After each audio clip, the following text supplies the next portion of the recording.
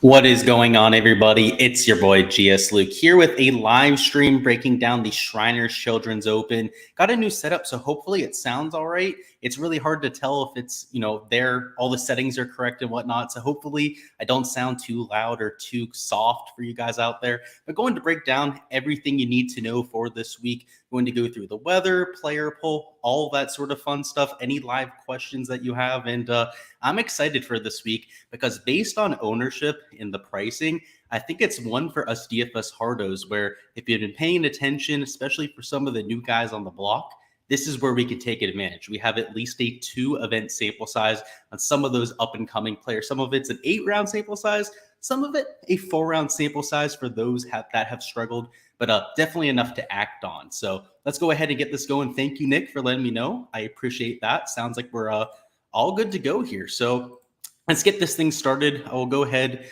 and 1 second here. Let me make sure I get my other tab all set up for y'all. So 1 second, and let me share my screen. We'll all be good to go. So I'm going to bring up Data Golf to start, and we're going to go through a little bit of the golf course, get acquainted to what to expect here. Last year, we saw similar weather conditions, so we're going to hop over to that afterwards, but it looks absolutely beautiful over there in Summerlin. And last year played extremely easy. Over 2 shots under par. Very similar to what we had for the Sanderson Farms. You had a similar scoring average.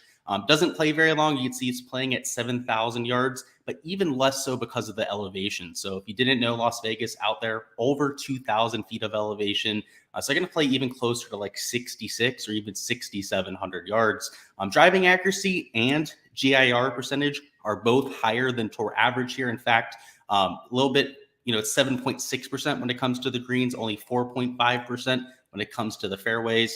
And in general, the greens aren't all that tricky either. So from tee to green, it's not that much of a test. When you're on the greens, it isn't that much of a test either. The only time the winning score will really get closer to like a 13 or 14 under is when the wind kicks up. Now, the one X factor here that we have to talk about are the greens and just all of the grass in general. It's been completely resodded. The greens were changed from an A1, A4 bent grass to a Dominator bent grass. All of the rough, fairways, and tees were changed with a new strain of Bermuda. So there's a bunch of different implications that could bring to the table. But the one that I think that is most fantasy relevant, and particularly when we talk about prize picks a little bit later on, is going to be how firm the golf course is. The last time I can remember this sort of thing happening is they did it at the Memorial, but it was only the greens. So they ripped out the greens at the Memorial, actually put in a new strain of bent grass at that golf course. And when we played it for the first time, it played extremely difficult because not only were they rock solid, firm as could be, but also were running lightning quick. And they had a sub-air system under there. Jack Nicklaus wanted to have a little bit of fun with his new golf course, and they could do the same thing here. So if it plays a little bit more difficult this year, I would imagine that the firmness of the greens probably has a lot of the reason to do with it. But that sort of effect could impact your fairway percentages. It's for sure going to impact your green and regulation percentage. So overall, if you're playing prize picks, maybe project for a lower percentage for both of those categories. And maybe in terms of a scoring average, something closer to like 1.5, 1.7 shots under par. You're not talking about massive differences, but when we're playing the prop game, when we're breaking down a golf course and really trying to get an idea of what to expect, all of the little differences matter. So that's what I have to say about the golf course. Not much has changed. In terms of the weather, it's beautiful. Tomorrow, you're dealing with single digits in terms of your wind, sustained winds and your wind gusts throughout the day. On Friday, it's the same story.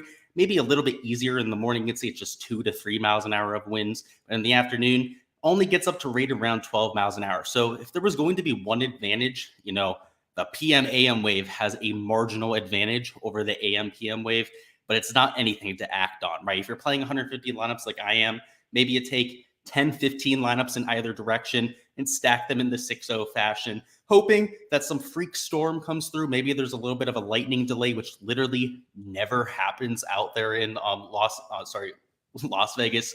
You're not going to see that very often. It's extremely dry out there. It rains like once a month. In fact, if we go over here to the regular forecast, here on Sunday, it's supposed to rain over there in Las Vegas. Actually, they don't even have it on here. They may have moved it to Monday night at that point. That's one of the first times that's going to rain in the area for like at least 2-3 weeks. So it's going to be extremely firm and fast. I think that the new greens are going to have a lot to do with that sort of effect.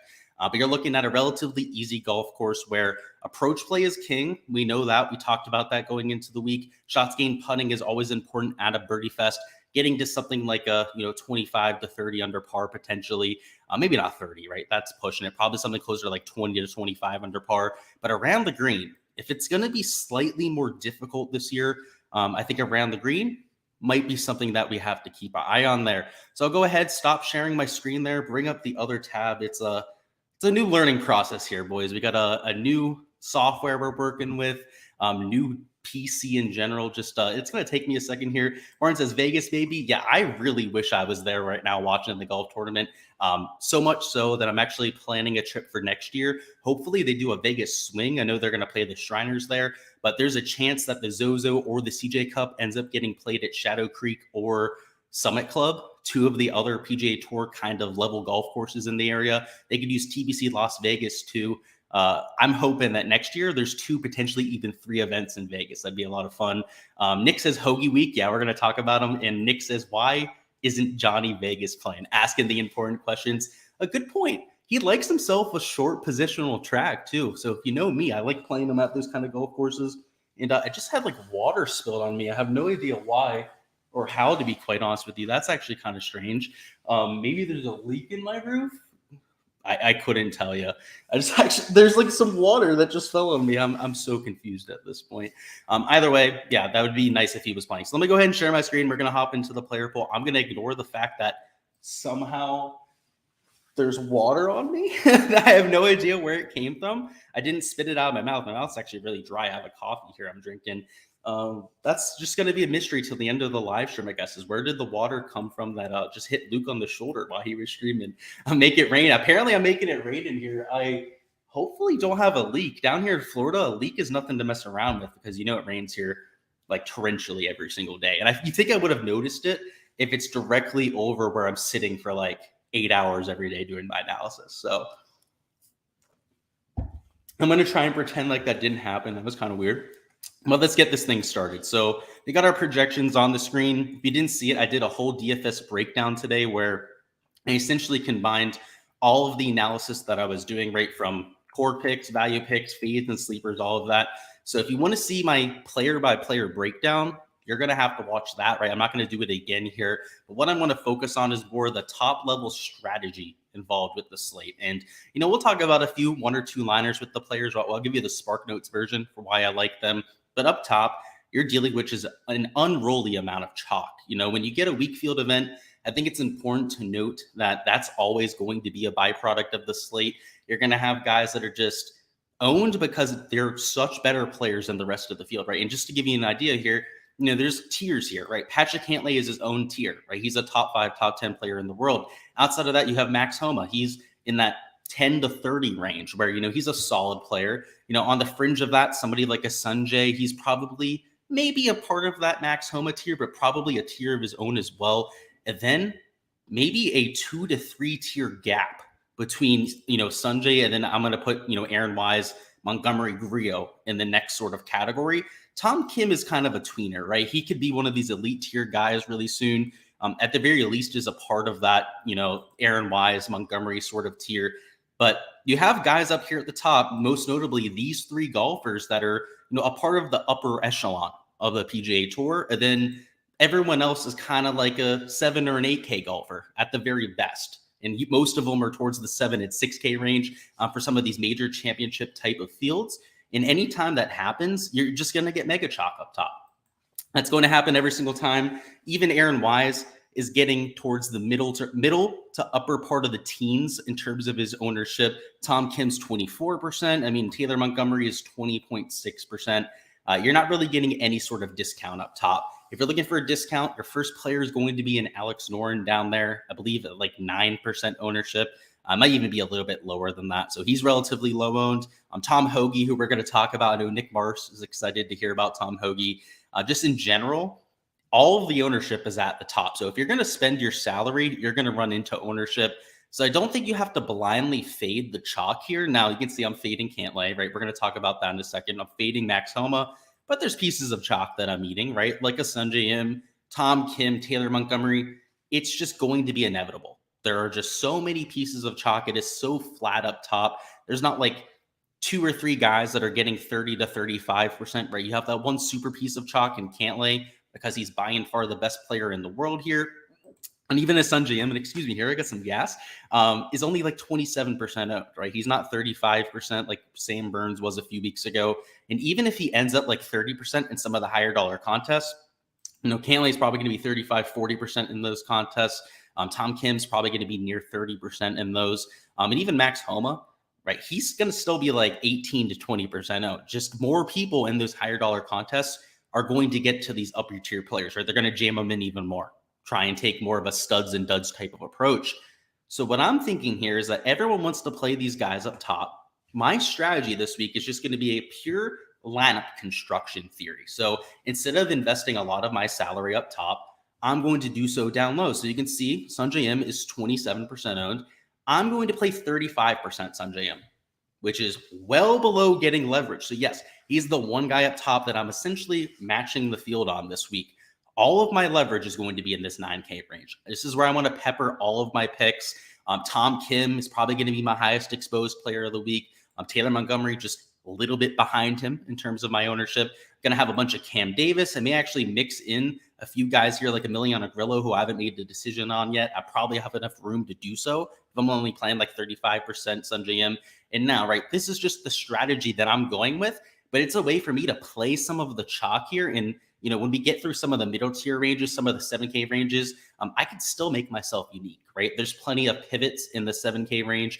There's a few pieces of chalk in the 7K range that I don't think are good chalk. Matthew Neesmith is one. Mark Hubbard is another piece of chalk that I don't think is all that well. And there's 2 or 3 other guys right around 10% ownership in that 7K range that I'm willing to fade in to get to those lower owned pivots, right? So if I'm going to take some of this chalk in the 9K range, not only can I get off of the chalky lineup construction, which is going to point me to a lot of the same value plays, I'm also going to be able to take the pieces of chalk in this range that I like, right? It's not going to cost me. I'm still going to be plenty unique. And based on my 7 and 8K options, I'm going to have plenty of leverage to the field. So that's the strategy that I'm taking. Now, you could argue that it's a little bit higher risk, higher reward strategy because it's going to be lower owned. You can argue that these few guys up top have so much win equity that it's just so hard to avoid them. But if just one of those guys, right, Cantlay, Homa, I'll just end it there, right? The 3 guys in the 10K range, one of them doesn't win. I'm in the absolute mayor's office, right? I'm looking at look at just huge leverage in this 9K range. I think that Tom Kim, Montgomery have a bunch of win equity themselves. I'm still taking Sungjae Im, right? It's not like I'm completely fading him. So if he ends up getting there for a back-to-back victory, then I'm going to be there for it. We've seen that quite a few times of late. It's not just the bias. That's not why I'm getting there. Sungjae Im's also playing the best golf, at least. Actually, I don't want to say that. Max Homa is definitely playing better golf, but he's got course history issues, right? He's playing solid golf, not as good as Max Homa. I'll definitely admit that, but he's got elite course history, right? So he's got both things going for him. Whereas, Max Homa has one thing really going for him and then one thing really against him at this golf course. So I guess if there was one other guy to consider up top, let's say you want to fade the 27% of a Sungjae Im. Honestly, the more I think about it, right, I'm playing 35%. Guys, I'm going to talk myself into this on streams. Like, why don't I play Max Homa then, right? Because if I'm taking that same percentage of my lineups and I just want to take somebody up top, you know what? I'm just gonna leave this as a blank right now. Okay. I'm gonna leave this undecided because I honestly may have just talked myself into that. But as of right now, I'm still playing Sungjae Im. But the whole fact of the matter is I don't love any of these guys up here. I think that if you wanted to fade all 3 of them, that's more than viable of a strategy. And typically, I'm one of the guys out there that tells you do not fade the 10K range, right? I'm very adamant about trying to lock in some of that win equity, but there's only 3 guys up there this week, and I don't know. I'm not sold that one of them goes out there and wins this at least half the time. I think that their win equity is maybe closer to like a total of 15%. 18% at the very most. None of them, their implied odds are better than that. I have to give them credit, right? The sports books are getting them better odds. But in terms of what I actually project for win equity, I don't think they have nearly as much as what people are implying, or even the sports books are implying through those top 3 players. So it might end up being a fade. So we'll catch up on chat, see what's going on. I'm sure there's questions or comments after that. Chris says, do you think there's anything to the PM AM wave having an advantage because they would have less time to go out? There's always going to be narrative about whether the PM AM guys have an advantage. I've heard interviews where players say that that's exactly what they're looking for. They feel a little bit more comfortable. And I've heard the flip side where players like going out in the AM PM wave because then they get to go out, rest, maybe work on their game between the rounds. They feel like they're going to have more energy for their second round if they have more time. There's people that like both sides of it. And then you add the Vegas component, right? Where obviously we worry about players going out at night, that sort of thing. It's just so hard to quantify. So Chris, the answer is there's probably an impact. It's different for every single player, and it's just impossible to quantify. So it's something that I personally can't focus on.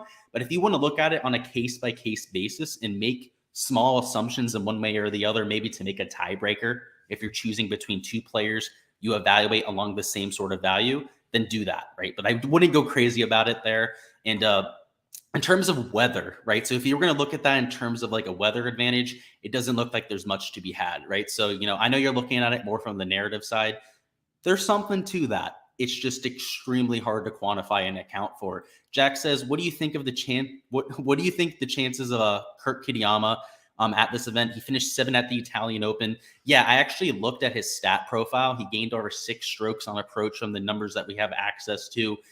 He is a home member at TPC Summerlin. So I don't know if you caught the content before, but we're actually going to talk about him here in a little bit. So I'll bring him up on here.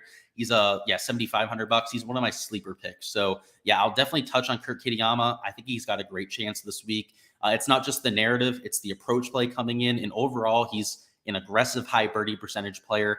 And at a birdie fest, you just need to be a high birdie percentage player. I don't care if you're somebody that does it with your putting or somebody that's just an approach first specialist. Give me a birdie or better percentage player that's coming in with form into a birdie fest. That's what I want, right? And he checks those boxes, right? Gained 7 strokes on approach last week, and it's coming to his home course. A little bit of I don't even know, a little bit of 80s. By the way, I think you're right, by the way, anointed Matt. There's no vent above me though. Like this is bothering me because something did drip on me. It went away now. I haven't gone dripped on again, and there's no vent above me. So unless it's coming through my ceiling, which is also possible, that I don't know. Yeah, I'm still worried about that. I think you're reminding me. I still don't know what's going on with that. Fantasy says, does somebody have win equity when they haven't ever won? Sure. Of course they do, right? You project for win equity. I'm sure just to give you like the perfect example, right? We project Cameron Tringale, right, to have some sort of chance to win every time he plays, yet he hasn't won in his career, right? Now he's banished to the LIV Tour, so he'll never be a PGA Tour champion. But yes, you have to, right? Now, for some of the guys at the bottom of the board, just to give you an idea, it's literally like 1/1000th of a percent chance for somebody like a Jesse Muller to win. But to get somebody's implied win equity, and this is just based on odds, right? Just do the inverse of somebody's odds, right? So 10 to 1 odds is a 10% chance of them winning, right? So on and so forth, right? So if you're getting somebody at 10,000 to win odds, or, 1/10,000, right? That's their implied odds of winning the event. So it's really easy to tell what somebody's quote unquote win equity is. Obviously, you project for it differently. In terms of my projections, just to give you an idea, it projects most of the 6K range for 0.0. It doesn't even give them credit for that, 0.0001 percentile sort of performance. But the sports books do. They have to, right? They have to set lines for everyone in the field, or at least they do. I guess they don't have to, but they feel the obligation to. So you're going to get something like, 1,000 to 1 on somebody like a Carson Young, for example. Maybe less than that. Carson Young actually didn't look all that bad last week. Was a pretty big gainer on approach to the first 2 rounds. But you get the idea. The answer to your question is yes. Everyone does have win equity, whether it's super small, whether it's 10%, like you might have for a Patrick Cantlay. And Eric says, do you think you need the winner this week to win in a GPP? Yes, I do, because I think that these 9K options have a really good chance of winning this week. And if you're playing in a large field GPP, somebody's going to get the winner, right? Unless Harrison Endicott ends up winning this week, you're going to need the winner in a GPP. And it's actually a little bit disappointing. Harrison Endicott was the first alternate to begin the week, was supposed to be in the golf tournament. And then because somebody finished in the top 10, I believe it was Thomas Dietrich at the last golf tournament, he bumped Harrison Endicott the first alternate. And then believe Davis Riley waited until Tuesday to withdraw. So because he waited until Tuesday to withdraw, Harrison Endicott didn't go from first alternate to playing until then. And if you know anything about DraftKings rules, I believe it's within 36 hours of the slate locking. They don't allow any late ads, right? So Harrison Endicott, he's not in the player pool, and we have had a winner come from that before. So if you remember, Corey Connors, the first time he ever played on tour was a Monday qualifier. Actually, he might not have been his first ever start. But he was a Monday qualifier at one point. He may have Monday qualified before that. That's essentially what I'm implying. But he Monday qualified, late add to the field, and never got added on DraftKings and won that week. So if anybody is new to DFS, that sort of thing, it's happened before. So Eric, it's a great question, right? But it's most likely, yes, you're going to have the winner. And he says, any thoughts on Dow? He was solid but unspectacular. Yeah, so Marty Dow, he's a decent player. I mean, he's a aggressive Korn Ferry Tour player.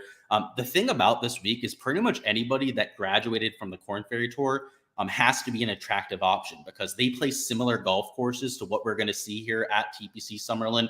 A lot of them practice out of Las Vegas. A huge contingent of the Korn Ferry Tour lives and trains out of the area and are good friends with each other. David Lipsky, for example, Harry Hall, all of these sort of players communicate. And some of the tour players that are from the area that went to UNLV, for example, and there's a few of the college coaches that go to UNLV. One of them, I should know, it's one of the biggest coaches out there in the whole world, will teach any of the PGA Tour pros for free if you go over to them. So a lot of them live in the area and take advantage of that coach, who I'm sure is just booked up the ass with people trying to get appointments with him. It's one of the big three too. I should know his name.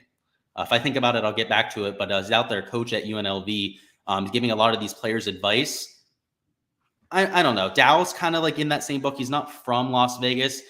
I like him, but I think I like all of those Korn Ferry Tour guys. They all have that similar sort of upside. I'm used to playing these sort of courses. And we just said you had a ceiling water spot. Yeah, it might be a water spot. You're right. So I'm gonna have to keep an eye on it. If I get dripped on again, we know what's happening. And Chris says, you had Harrison Endicott last week. Yeah, I played him in Showdown actually a few weeks ago, and he paid off massively at the Fortinet.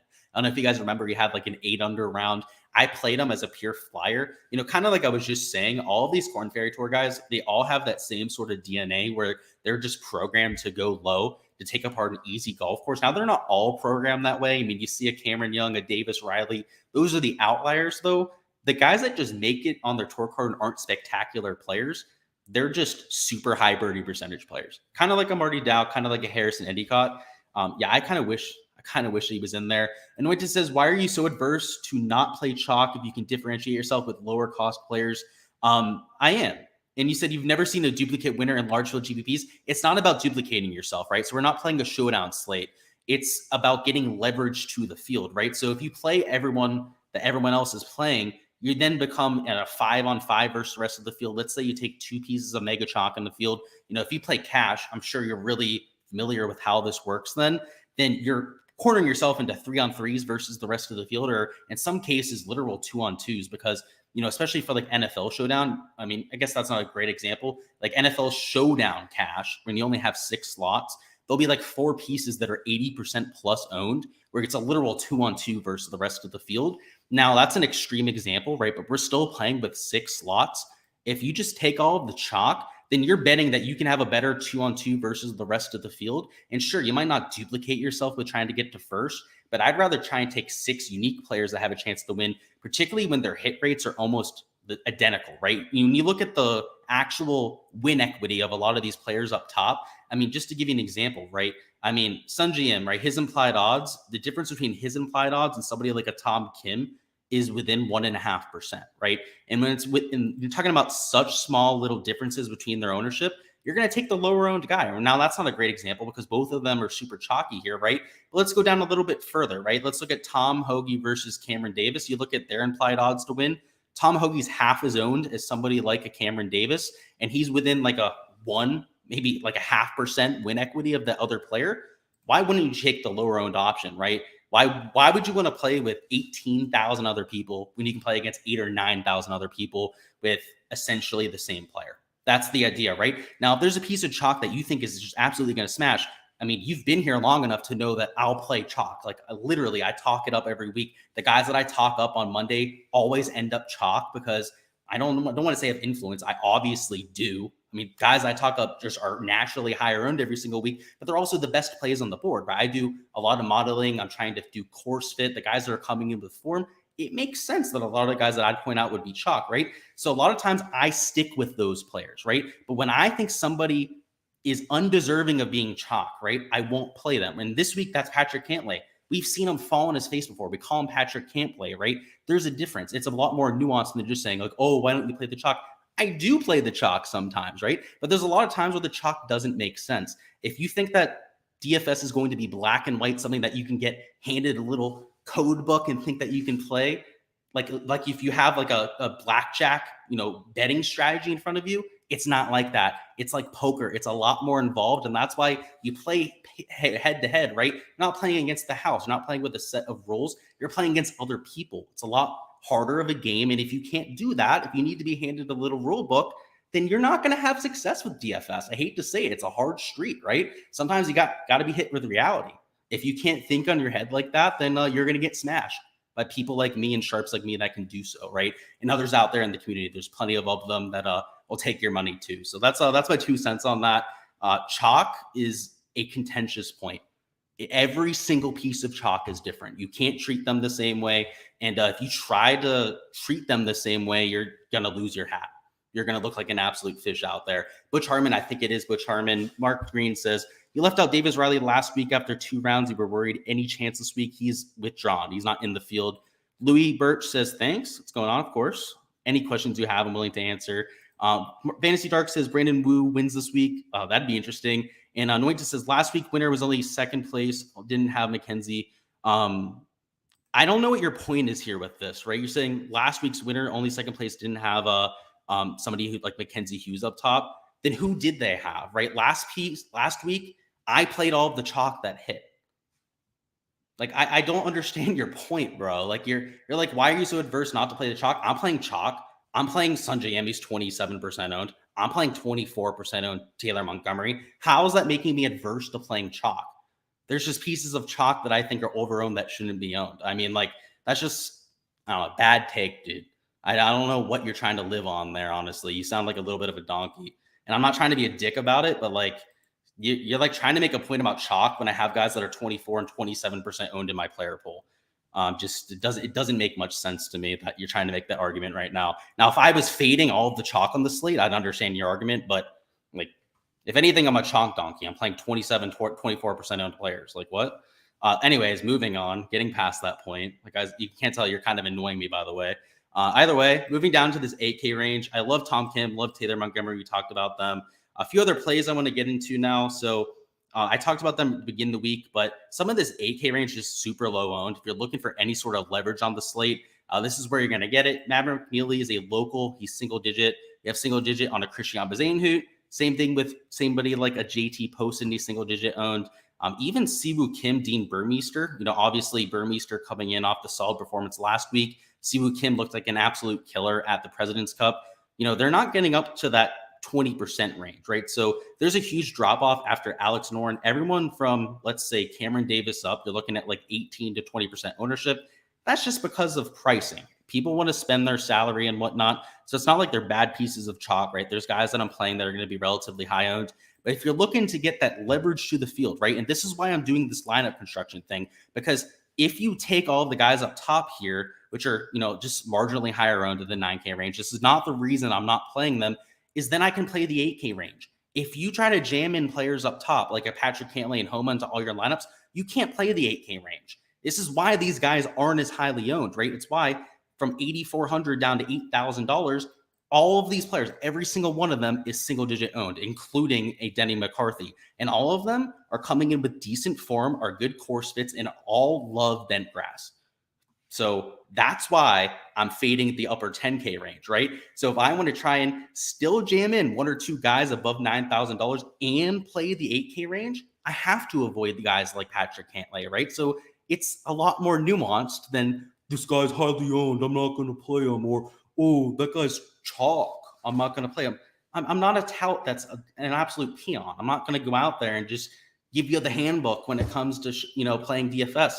It's nuanced. There's a lot to it, a lot that's involved in it. And this week, I see a little bit of leverage that you can get by changing up your lineup construction. So that's the direction I'm going. I'm still able to take my chalk and get my pivots when I need to. Mostly putting first specialists like a McNeely and Bazane, who I talk in the video, but even Poston, right? He was coming off of a bachelor party. He's probably going to be a little bit more focused this week, which is ironic given that he's in Vegas now. But obviously, the week after a bachelor party, you're not going to, or I should say 2 weeks after the bachelor party now, right? He wasn't having it during the event last week. He should be a little bit more focused. Denny McCarthy, one of the best putters in the world, still loves Ben Grass, is one of the best putters on the field in the surface. You would expect him at a birdie fest to have a lot of success there. So that's what I have to say about the 8K range. It's a good spot to get leverage, but more importantly, you literally can't get to it unless you're out there. Anointed Matt, you're probably going to get like banned just for being a dumbass if you won't let go of the whole like chalk thing, because like, I don't even know what you're saying. You're like, Cantlay didn't look great at the President's Cup. Yes, you understand that. You're not even making sense. You can't even spell words right. And what you're saying literally doesn't make logical sense. So I don't understand what you're saying. And literally you still can't spell correctly here. And I just don't understand what you're saying. So if you have questions, if you're trying to understand something, Anointed, you got to make them make sense or else I can't answer them for you. Sorry. Chris says Tom Hoge is a big gambler. Yeah, let's look at his course history though. So, you could say that, right? He's always been a really big gambler. He's a big craps player, is the word on the street with Tom Hoge. 14th, 24th. He did miss the cut back there in 2019. So maybe he had a bad run on the craps tables, was out a little bit late that week, but top 10 in 2018, right? So I would be worried about it if we didn't have a sample size, if we knew he's a big gambler and it's his first time going to Vegas, then we might be worried about a Tom Hoge and whatnot, but literally top 10, top 25, top 15 finish. I think he's put that narrative to bed. So I'm not worried about Tom Hoge from that front. Mark says, are there desert specialists? I guess, right? There's guys that have had success on quote unquote desert golf courses, most notably a Ricky Fowler. Ricky Fowler's had a lot of success at the Waste Management. This golf tournament, the CJ Cup at the Summit Club, he had a lot of success last year. In fact, I played him at that golf tournament last year, trying to get a little bit of leverage because he was a desert specialist. Charlie Hoffman is one. Sahith Thagala, in his small sample size, has been a quote unquote desert specialist. So sure, Mark, but it's another thing that's almost impossible to quantify, right? So if there's severe outliers like a Ricky Fowler, for example, or a Charlie Hoffman, I think it's something that we might use as a tiebreaker or potentially to take a shot on somebody. That's like a top 10 to top 15, that sort of thing. But I don't think it should be your end all be all to go out there and pick players, right? Like you shouldn't be running a filter with players for the quote unquote desert golf courses and then running shots gain totals. Maybe that'll work, right? I don't know. I haven't tried it, so I guess I don't want to knock it. Maybe that's something that you could do, but I think that maybe just the notable players are ones that you want to target. So I'll take that. And Anointed, by the way, I'm not kidding. Just if you can word your question better, like I'll help you, but you're not making sense with what you're saying. Like you got to put them into sentences. I can't be asked to go out there and take gibberish and make them into sentences. So let's move on into the 7K range now. So there's players that I've talked about before, but let's talk about this top of the 7K range. These players now from, let's say, Mito Pereira, I'd say the whole way down through Neesmith and Hubbard down here. So the $7,800 to $7,400 range, this range is getting extra ownership because of the guys up top, right? Because people are trying to take Cantlay and Sanjay together. People are trying to take Cantlay and Homa together. All of those sort of combinations, and it's going to make you immediately drop down into the $7,800 to $7,400 range. So Mito Pereira, who I love this week, who I'm still playing this week, plenty of them are still in my player pool. You're not getting ownership leverage on. In fact, they're higher owned than the 8K guys, a lot higher owned. In fact, even Ricky Fowler is higher owned than somebody like Christian Bazane, who was in contention through the first 2 rounds last week. So it's not necessarily a byproduct of these guys being better players, so much so as it's people trying to jam in those guys up top. So just to get to the reasoning there, right? So maybe this is what you're looking for.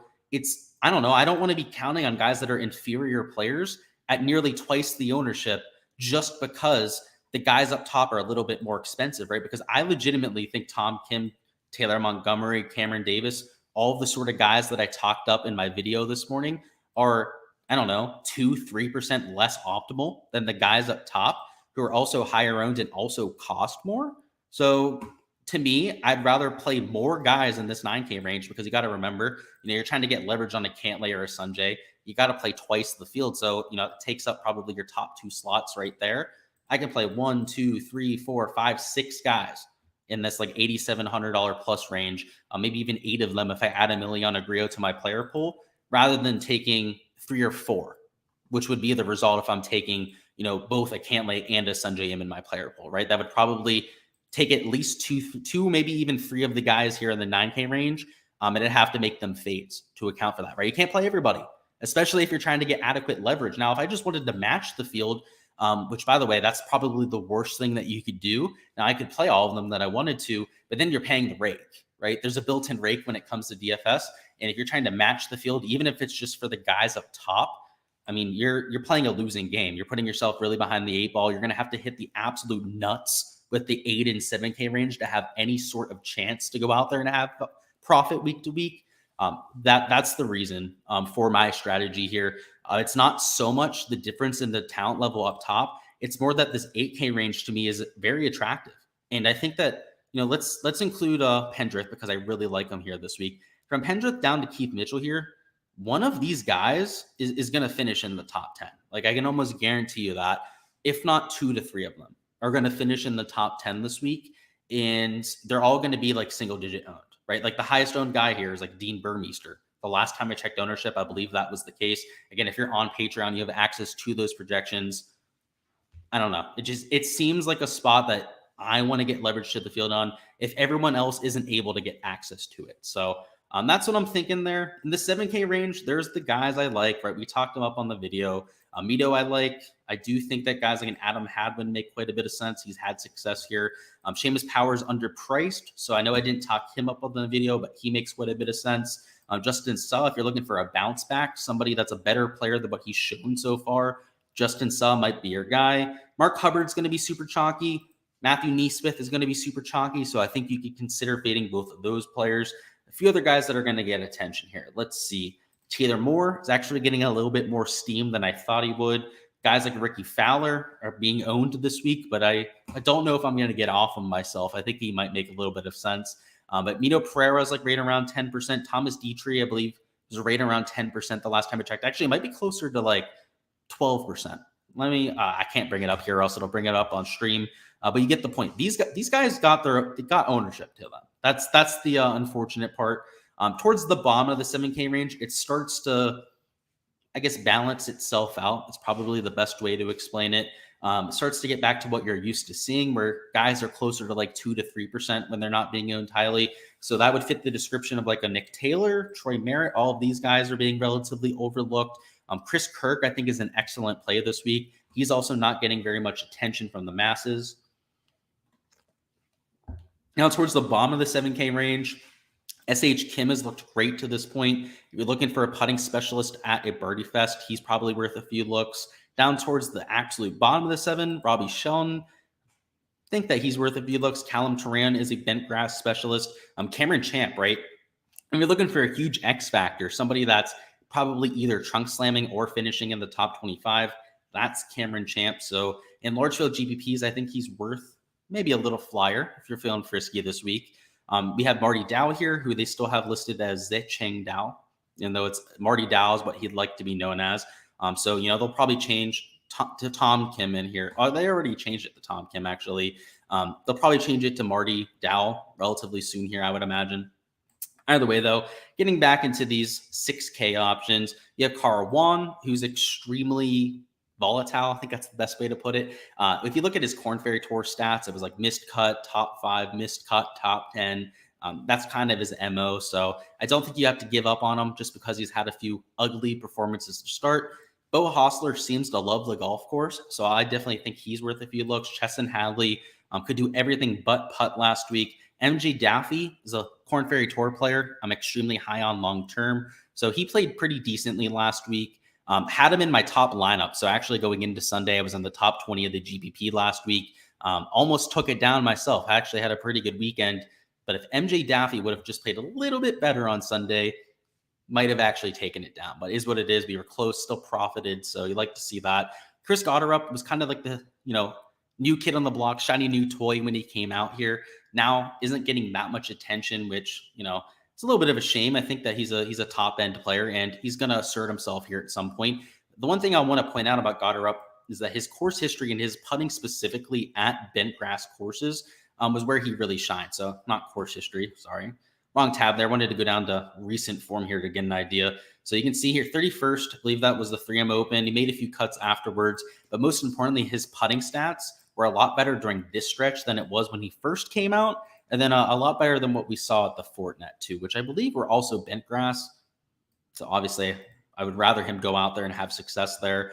But now we get pure bent grass greens, right? None of that West Coast bent where sometimes you get a little bit of that POA influence. Out there in Vegas, it's pure bent grass. When you're in the desert, there's not going to be any native grass influencing the greens, right? It's desert around it.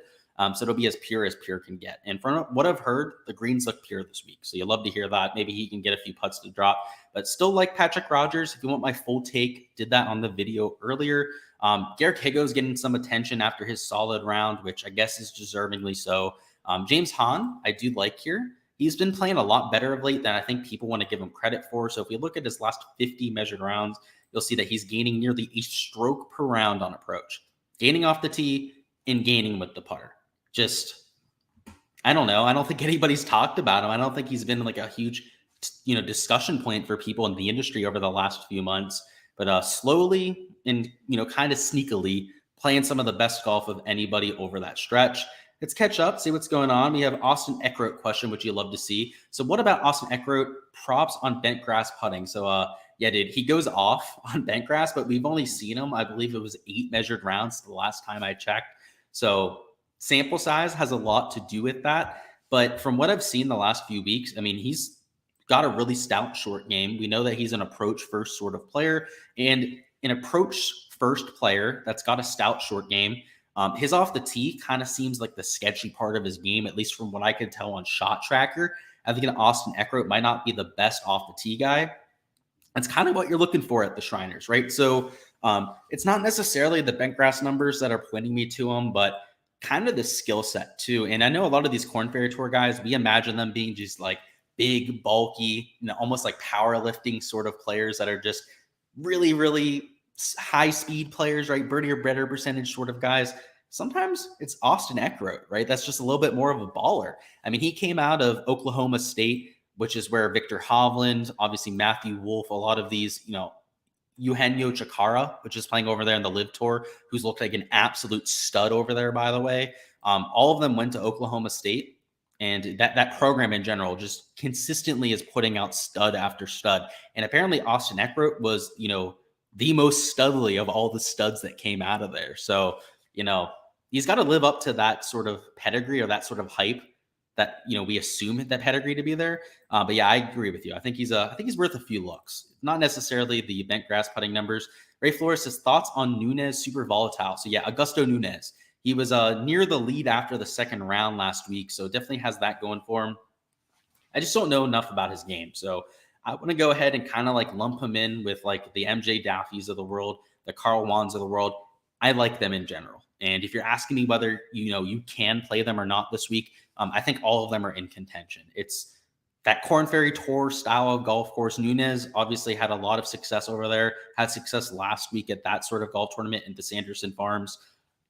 Yeah, I think he's worth playing. Now, I'm not going to expect him to finish in the top 20, but he's cheap enough. What's his price this week? Let's see.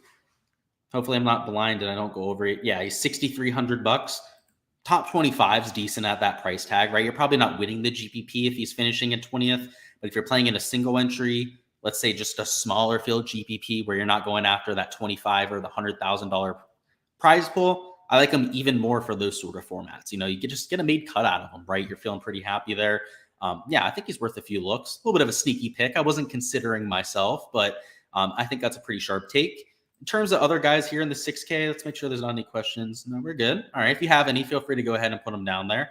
Let's hop back into the 6K range, though. So I think Peter Malnati's worth a few looks.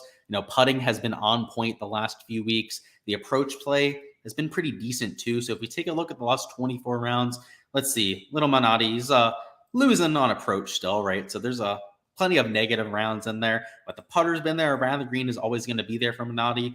And last 2 times out, is trending in the right direction. So if we're ever going to take him, it's going to be in the swing season. He seems to find a way one time a year to get himself into contention during the swing season. And maybe it's this week at a golf course where you don't necessarily have to be all that long. So I think you could do a whole lot worse in the top of the 6K. Dylan Fratelli, another putting first kind of specialist. Now, he's horrible off the tee. He's long, but extremely inaccurate. So hopefully he can rein that in a little bit. But from what I've heard, the rough here is almost non-existent. Now, you want to be in the fairway if you can help it, to apply spin, to be able to get close to some of these pin locations, particularly if it's going to play a lot firmer this year than what we've seen in the past. But Dylan Fratelli, the fact that he can't hit it into water, the fact that there's not out of bounds out there is almost enough to make me want to play him because, you get him on the green, he's going to make a bunch of 20 to 30 footers. In terms of pedigree, he's like a top of the 7K range sort of golfer, just isn't in form at this point. If you're willing to take a long-term perspective or a long-term approach to looking at Dylan Fratelli's game, you know that he's a value, right? You compare him to the guys around him and he's just head and shoulders a better player than him. So I'm going to be taking a shot on him this week, although it's extremely risky, I have to admit.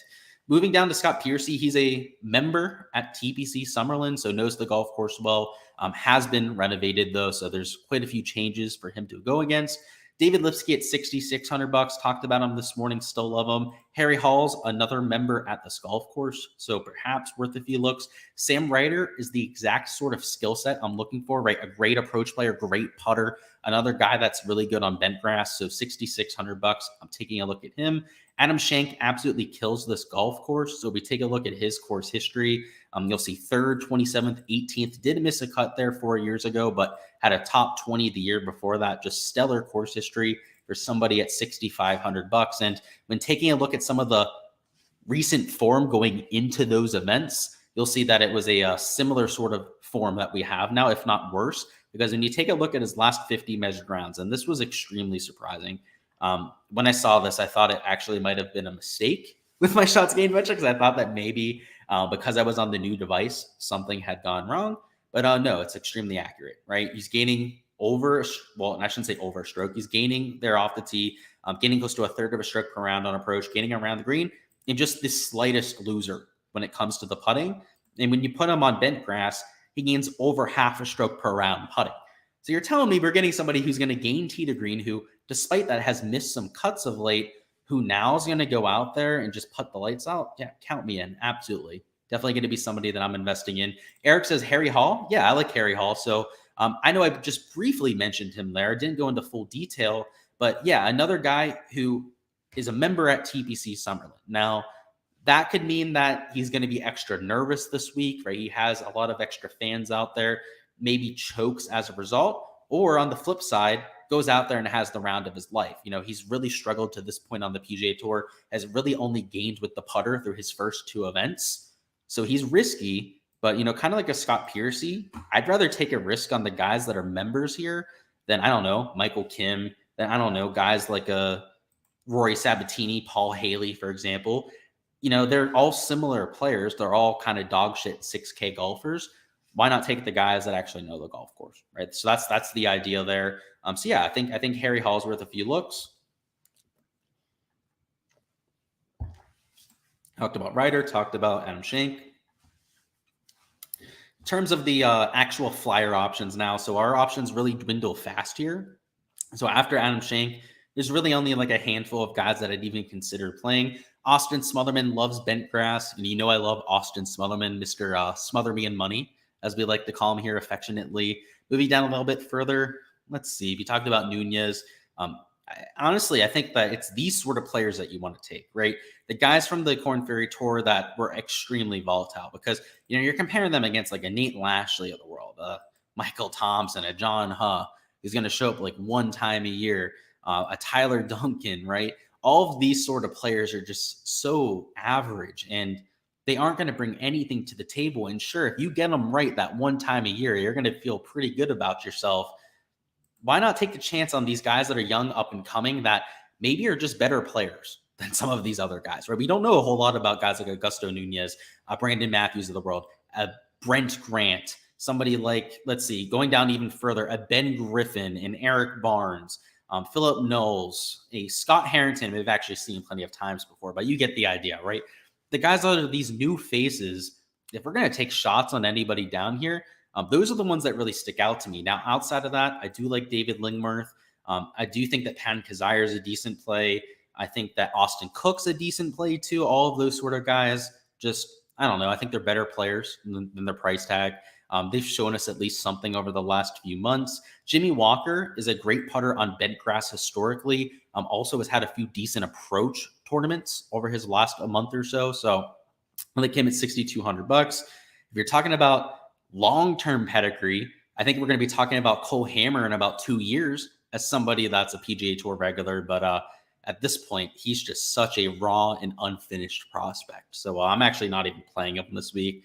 And I'm even a Cole Hammer truther too, and I'm not playing him this week, so I'd probably not get there. And a few of the late ads. So down here at the bottom, we had Jared Sawada added, Spencer Levin, this guy Ryan Ruffles, and Derek Dominski.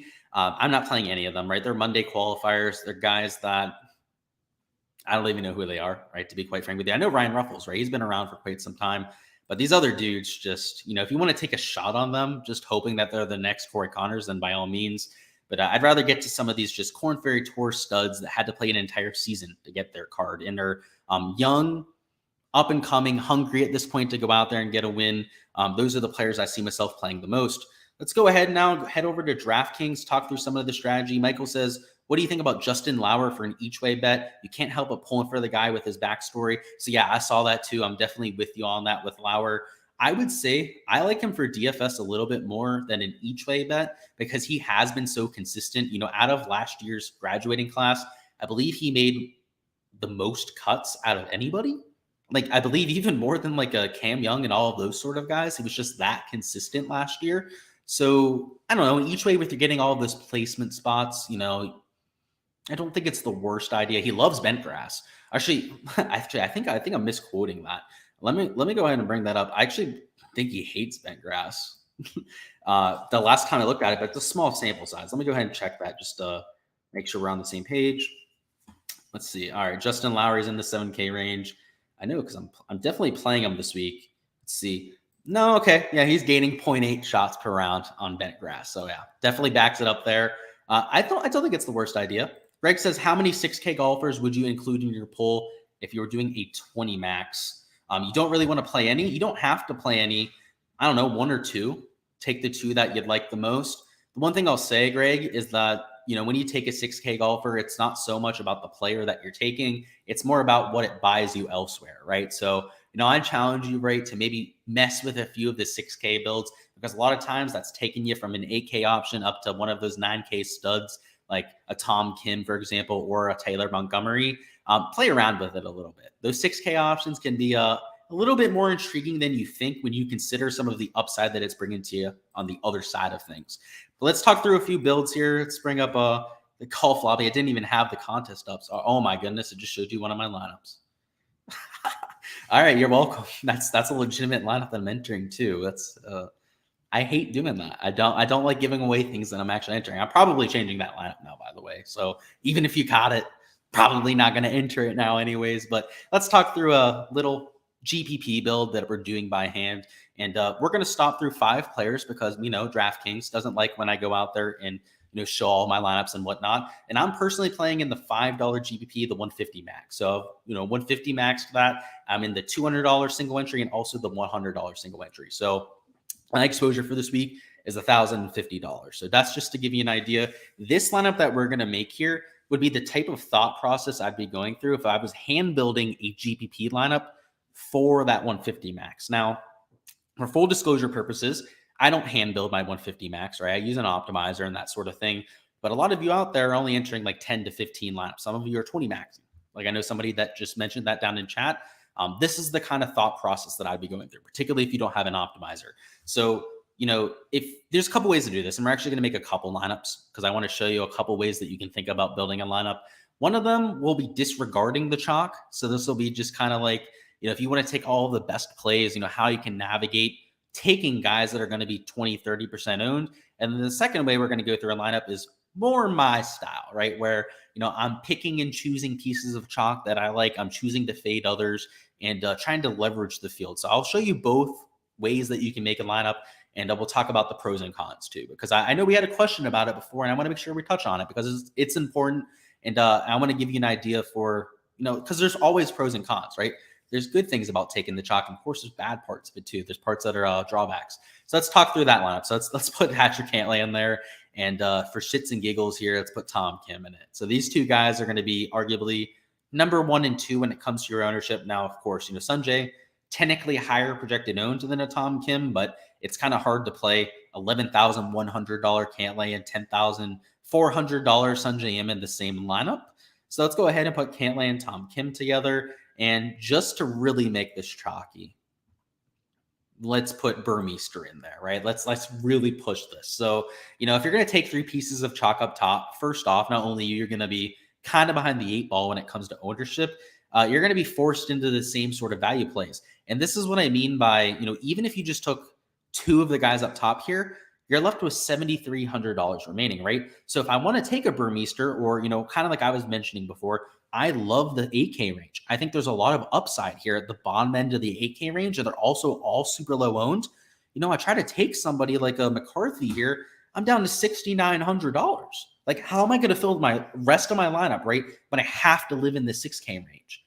That's the issue with trying to take all this chalk, right? So, unless you just want to take 2 guys up there and completely skip the 8K range, it's going to be really hard to make a lineup, right? So for this sort of build, you're kind of forced into the top of the 7K range. Like I was telling you guys about 30 minutes ago, right? Like you're forced into a Mito Pereira. You're forced into like taking a Seamus Power, who I like both of those plays. They're both going to be in my player pool this week. This sort of build, though, is super chalky after your first 4 picks. You're going to have a 2-on-2 versus at least probably 500 to 1,000 people in the large field GPP with this sort of start. And now you're at $6,900 remaining.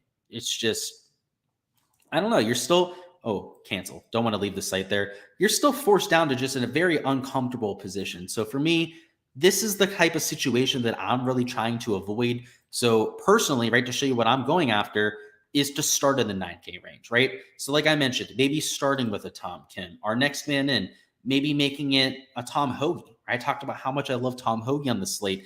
We're at $7,800 remaining, right? We can still dive into the 8K range, right? Because we're still going to take maybe one 6K option. I'm still going to take somebody at the bottom of the 7K range. It's just now that we have the extra salary to go after these guys that I think have that upside, right? So let's go ahead and put a McNeely in there. Let's go ahead and put a McCarthy in there too. And we still have $7,400 remaining. So, I mean, if we wanted to, we could take another 8K option, right? And then we're at 60. I mean, that might be a little overdoing it, right? Let's go into the 7K range, add Seamus Power in there, and we're at 7,200 remaining. You can feel a lot better about all 6 slots. And at least in my opinion, right, you may have a different take on this. I don't see Tom Kim and Montgomery as massively different plays, at least for this tournament, which is a birdie fest, which is almost all putting based, than the guys up top, like a Cantlay and a Homer, right? Like these sort of guys, like a Tom Kim and Montgomery, it's a birdie fest, right? We just need the best putters. It's not like we're at a major championship. It's not like the ball striking is going to completely weed out the best players from the worst. We're talking about the Shriners Children's Open. We're not talking about Augusta National. We're not playing a U.S. Open or a PGA Championship where guys like Cantlay are legitimately 9 out of 10 times going to outscore these other guys. I don't want to say it's a 50-50 prospect because it's surely not, but it's a lot closer to like a 55-45 or 60-40 prospect than anything. And we've already talked about it like 10 times at this point, the ownership differences. So that's the idea when it comes to GPP strategy, right? It's a little bit more nuanced than just saying that we're fading the chalk and so on and so forth. Because again, like we were pointing out before, like these 9K guys are still relatively high owned. It's just getting off the chalk build, right? There's a difference between chalky players and chalk builds. The chalk build is going to be to take these top end options. We're going to go over to prize picks now, give you a little bit more analysis from that side, which obviously we like to do here on all of these live streams.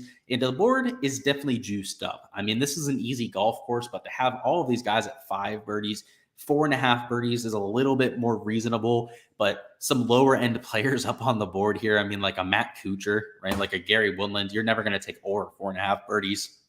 It's a tough board. So there's only a few guys for birdie or better that I really liked. I mean, kind of like a Mito Pereira, right? He's one of the higher birdie percentage players. And he's also going off of the morning wave. So you have to like that.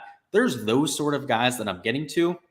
But strokes, greens and regulation, fairways hit, a little bit more attractive to me. I mean, if you're going to do anything with birdies or better, it's kind of a fade board, right? Where you take a Patrick Cantlay, you take the under, you go over to players, that you just don't buy in on at 4.5, 5 birdies. Like, I already mentioned before, Matt Kuchar, right? Gary Woodland, you could take fade stances. And I think that those are probably the plus EV plays. But there are a handful of guys that you could take an over on too. I talked about one of them being Mito Pereira. Of course, the rest of them on the Patreon. Going over to strokes, I think it's a little bit more competitive. The scoring average was right at 69 last year. It was a little bit below 69. I believe it was 68.93 was the scoring average. Pristine conditions for day one, so we'd expect the scoring average to be low. So if you're going to take unders, I'd try to target the morning guys like a Tom Hoagie, who's not only one of the better players for this week, but also in the advantageous conditions.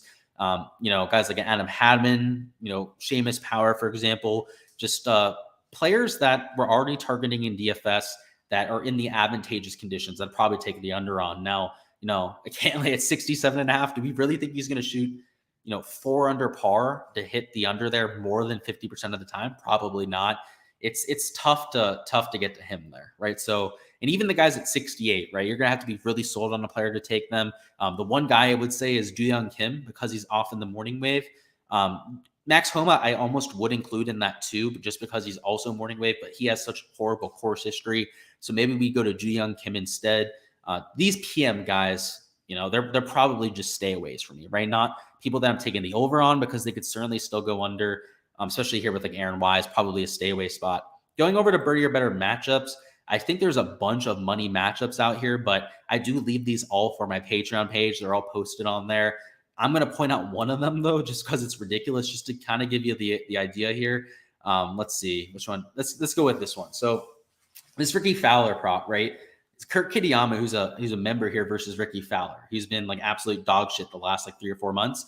Ricky Fowler's always projected at the bottom of the board when it comes to birdie or better, right? Kurt Kitayama is one of the higher birdie percentage players in the world. Now, he posts a lot of bogeys, right? He's a very sloppy player, an extremely aggressive player. But when you match him up against somebody who's a low birdie percentage player like a Ricky Fowler, I mean, that's a smash spot. So there's actually 6 matchups that I really like on the board that I'm taking. So it's one of the more robust matchup boards that we've had for quite some time. They bumped down Patrick Cantlay. That's a fucking shame. They had him at 14.5 greens. That was my favorite prop on the board. If I brought up my entries, you'd see that I have them in literally every single card that I entered was Patrick Cantlay under 14.5 greens regulation. But now, unfortunately, that's gone. But now you got Sanjay at 14.5. I'd probably fade that. I faded Max Homa, faded Matt Kuchar. Oh, no, they bumped him down there too because, I hate insinuating this, but it's just so obvious.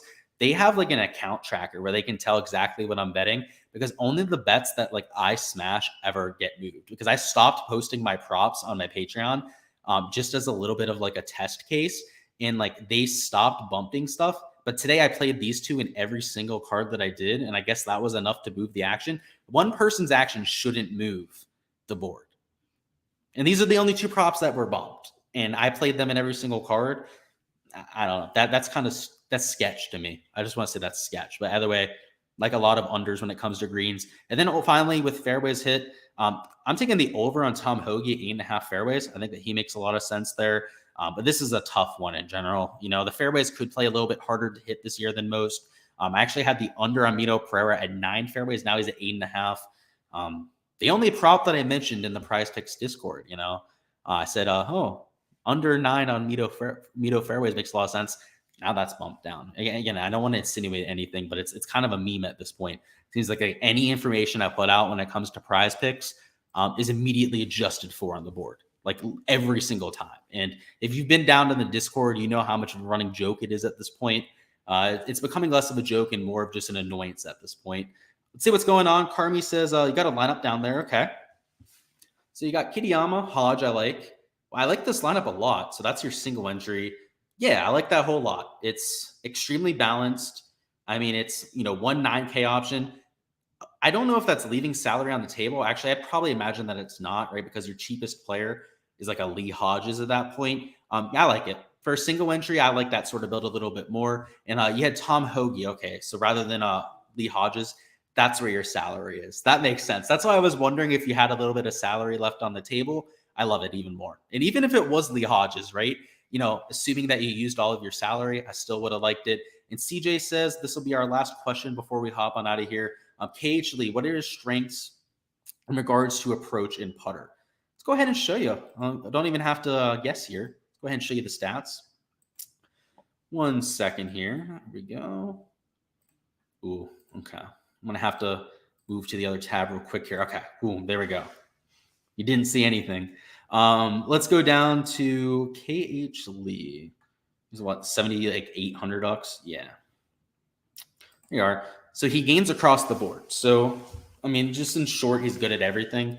If you look at his long-term sample size, he's most consistent when it comes to approach play. He's almost always a gainer there. And with his putter, I mean, if you listen to Trevor Immelman and his analysis, and obviously he was his coach there for the President's Cup, he says that KH Lee is one of the best putters in the world. So I would count on him for putting and for approach play, which at a Birdie Fest is kind of what you're looking for. And at TPC Craig Ranch, which is one of my top comps for the week, I mean, he's won there the last 2 years. So I think it passes the eye test and the correlation test between those two golf courses.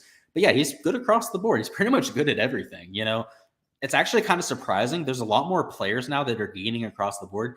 I mean, just to give you an idea, we go over here to the 8K range, like a good portion of them are almost, I mean, you can see right here, Aaron Wise is almost gaining across the board there.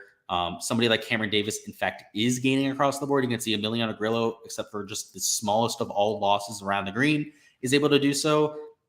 Brian Harmon's doing it right now. There's just, even Dean Burmeister, right, is pretty damn close across 2 categories. It's becoming really impressive on tour that players are being so well-rounded at this point. He's another one of those players that gets it done that way. But that is all I've got for you guys. Until next time, best of luck with all of your lineups. We're going to be doing showdown live streams throughout the weekend, so stay tuned for that. Make sure you are subscribed to the channel if you haven't already so you don't miss those. We'll be touching on round 2 through round 4 showdown. Also prize picks for those rounds too. So we'll be doing that at the end of our showdown streams. And if you're looking for NFL content, we'll have our weekly live stream Friday evening at 7 p.m. Eastern time, and also a live stream before Thursday night football. So we'll be going live there, touching on the inactives for the game and all of the single game strategy that you've come to love here for the channel. But again, I appreciate all the support, guys. Hopefully one of us can win a GPP this week and take home one of these tournaments. But until then, catch you guys on the flip side.